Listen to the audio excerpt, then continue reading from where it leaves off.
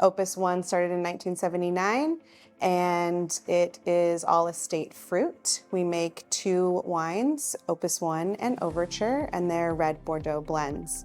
Our production originally started off with commercial strains, 100% commercial yeast, and then in 2012 when the project started, we started introducing these native strains and slowly built up the percentage that we were inoculating with over time.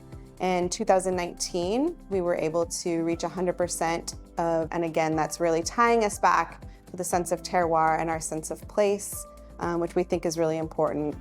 It gives our wine an added layer of complexity, and it's kind of another tool that we can play with, another spice in the spice rack, so to speak, which is really fun for us. We like to have the flexibility that the Ecolys tanks provide us because we have 3 of them, and we can pick and choose which yeast we want to use on any particular day for any particular vineyard.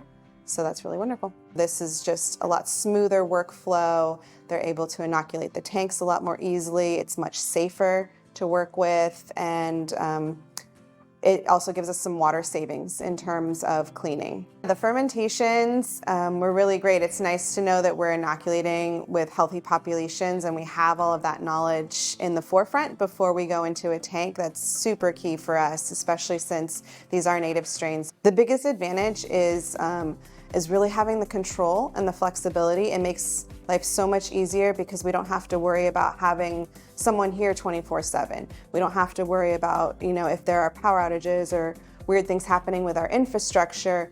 We're going to know it with our tanks, and the tanks are going to take care of all the temperature controls for us, so we're not having to, in the middle of harvest, run out and turn down temperatures and make sure it's dropping in the appropriate amount for our yeast. We know that our yeast are being cared for in the best way possible. It's all pre-programmed, so it's easy to work with.